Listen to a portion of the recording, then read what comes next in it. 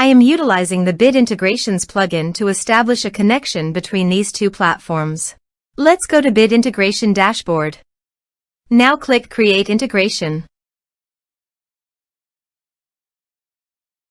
Now search and select the trigger, which is FluentCRM.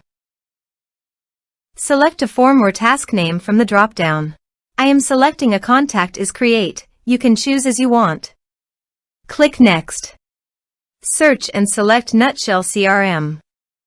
Give here the username and API token. So please visit the Nutshell username and API token. Add API key. Give here a meaningful name. Choose Permission API plus User Impersonation. New API key. Click on it, copy the API key and paste it on the integration site. For username, navigate to the users and teams. Copy the user email, then go to the integration site and paste it into the username. Authorized it. Authorization is successfully done. Next. Choose an action.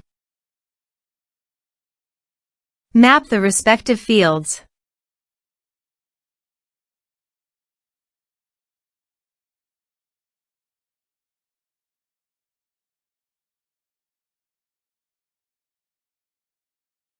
Here are some advanced features in action and conditional logic.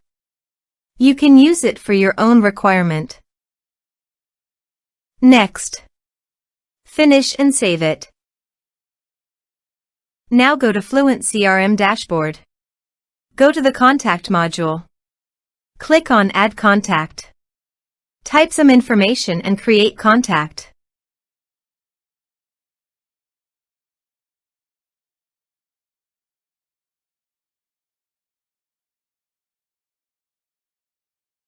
Create contact.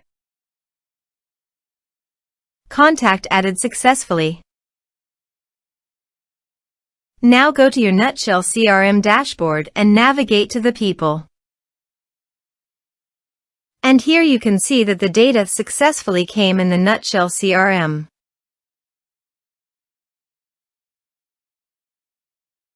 Thanks for watching.